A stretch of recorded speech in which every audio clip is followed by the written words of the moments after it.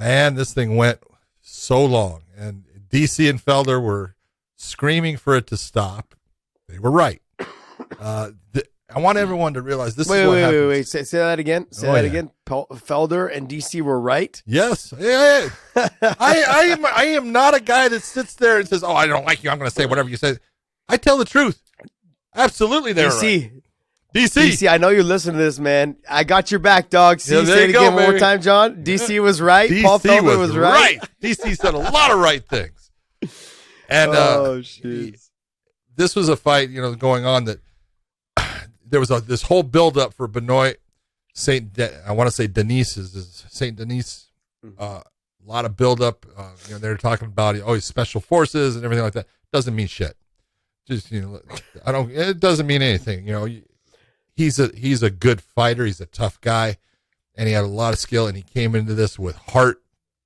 And Zaleski Dos Santos, a lot more experience. If you're looking at it going into, you're talking about a guy that now has 30 fights compared to a guy that now has 9 fights.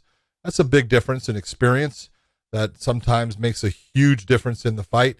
But really, where the difference in the fight was the referee, and the referee was a gentleman. I'm going to say it wrong, I know, but I'd have to look. Yeah, exactly. Kiselev. Yeah. And now Kiselev. So everyone knows Kiselev was a fighter long ago, and this is when people say, "Oh, we need to make fighters referees and stuff." This is what you'll see at times, okay? Because no, there are guys that were fighters that are referees. Mark Goddard being one, fought Frank Trigg. Frank Trigg, doing great, but they learned something along the way, and what they learn is, hey, I'm not here to prove someone is tough. I'm here to take somebody out when they cannot intelligently defend themselves anymore. And what you saw tonight was you had a guy in St. Denis who was undefeated coming into this fight. All right, undefeated. So had a lot of confidence, believed in himself. He is tougher than shit. He has no give up. And I'm just saying, I want everyone to remember going forward. I want you to watch his career and let's see what happens, and let's see how much of himself he left inside of that cage based upon a referee that would not do the right thing. And this is where I'm talking. That referee believed that he was doing the right thing. Oh, I'm letting this guy really, stay in there. Oh, he's trying to fight back. It's not your job to let someone try to fight back. It's your job to take care of them when they are so tough that they won't quit, and someone is putting a beating on them that can affect their life from this day forward in a negative fashion. And that's what we were seeing. We were seeing a fight where a guy was getting beat that bad. Then not only did he let it go past that point, then that fighter gets poked in the eye. So now he's not only beat to death, but he's blind. Now, we don't bring in a doctor, okay? And we don't give him hardly any time at all. We just say, you can fight, okay?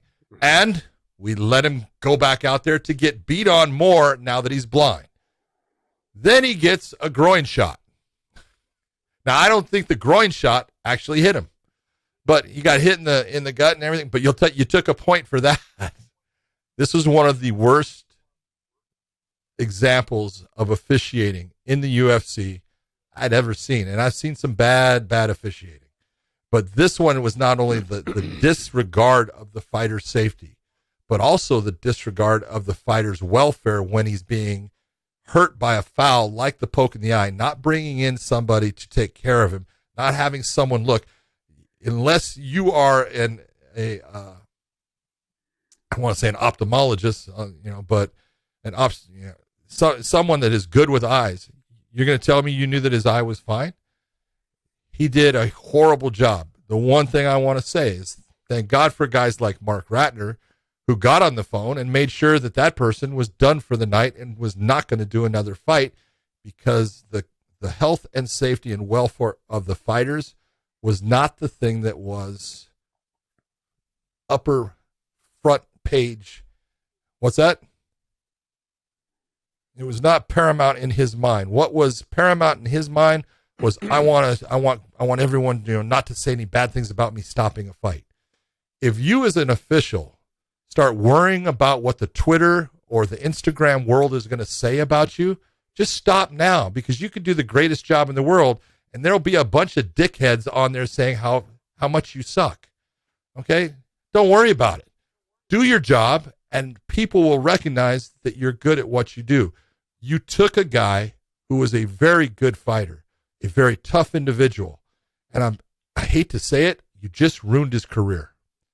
He's not going to be the same. He's not going to be able to come back the same because he took an incredible beating. And this is where, Josh, you've talked about this. Yeah. Hopefully they got him into an ambulance and to a hospital right away, because when he went in the back, I guarantee he was going to be starting to shut down. Now, that doesn't mean he's going to die, but his body's going into shock from the amount of damage that it has absorbed throughout those 15 minutes. And I just want to say that, I've seen it in the past with referees who think they're doing a great job and absolutely are doing something that's atrocious. And this gentleman, you shouldn't be doing professional fights anymore because you don't have the common sense to know when you are required to do your job and stop the fight and take someone out of taking any more damage in the fight. Yeah, I was just watching while you were talking. I was watching a clip of him in the second round against the fence, just taking big shots and looking away at sometimes. Yeah, it's he's like turned. Ref just stepped in. Look at when a professional fighter starts turning away from their opponent, like they're a kid up against the backstop on the schoolyard because they can't take what's happening. It's telling you that's it. They've become overwhelmed. That's not intelligent defense. It's time to get them out of the fight. And it is not an official's job to create toughness in someone, to say, oh, look at what I did. There are times when a referee will see things that will say, look, I can see him trying. I'm going to let him go farther. But there comes a point where you say, I've given you that opportunity. I'm not going to let you take any more. And this was one of those times that it should have happened. It didn't. I thought DC and Paul Felder, I saw that there were Twitter people saying, you guys need to shut up. No, DC and Paul Felder, thank you for what you said. You did a great job. You did a great job of announcing that fight. And you were absolutely right when you were saying that referee should have stopped that fight. Yeah. A couple of things I said when you were talking is he did get right into an ambulance and take off. I heard DC had said that good later in one of the main event fights. They said they got him in an ambulance right away and they got him to the hospital. So they want to make sure that he's okay.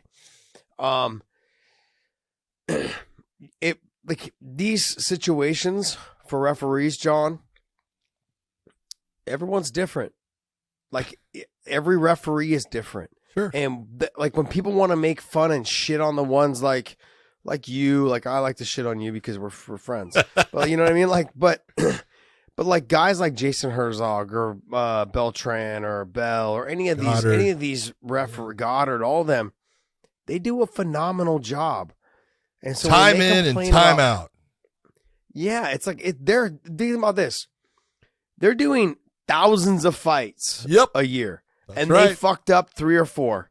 You guys learn just to deal with the fact that 3 or 4 sure got fucked up.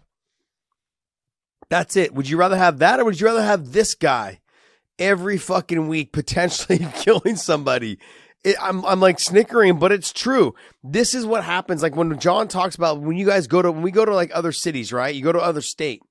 That state wants to put their referees, the ones that work for their state, they want to get them on the main card. They want them to ref the main event. They want to get them the experience. I'm sorry, but if I'm a main event fighter, I'm not trying to be the fighter that's trying to get the ref's experience.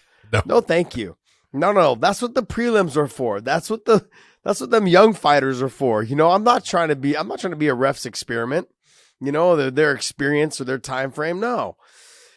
So to think about all the fights that these refs do day in and day out, weekly, every weekend, they're doing you used to say, I'd do a fight on Friday night, then I'd fly and go to Vegas, do UFC on Saturday. And sometimes I had fights on Thursdays. Oh. Dude, do a show on Thursday. I would do Tuesday.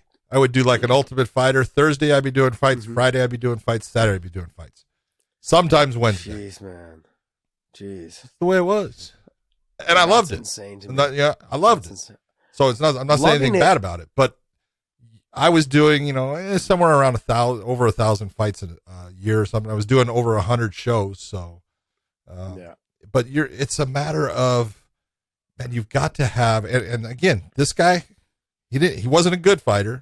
I will tell you, he never won a professional fight, but it's someone that at least I would have said. So he sucked, Josh. Well, he sucked. Okay, and so but it's someone I would have said, and I always say, hey, sometimes you need to know what it's like. It's good for that referee to know what it's like to be in those positions, to have someone punching you in the head, to know what it's like to take a big shot to the body.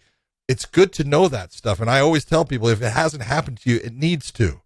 And it was one of the things that I'm not proud of the fact that I've got punched in the head, but it was good because I understood when someone was hurt, and the good guys, they do a great job of protecting them and doing what's best for the fighter and the sport and the promotion.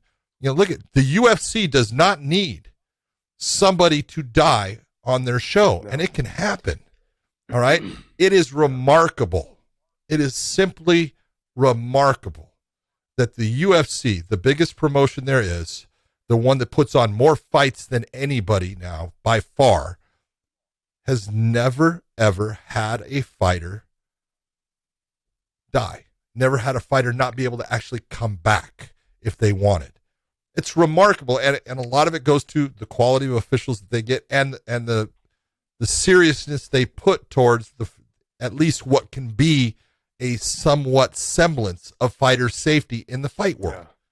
Yeah. And that they've never been cheap about medical procedures, as far as getting people into the fights, taking care of them if they have something that needs to be done, or after the fights when they're hurt.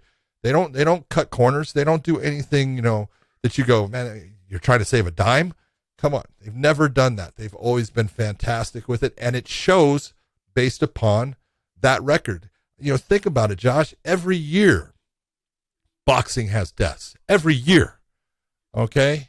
It's not like, they had one 10 years ago. It's every year they have multiples. Okay?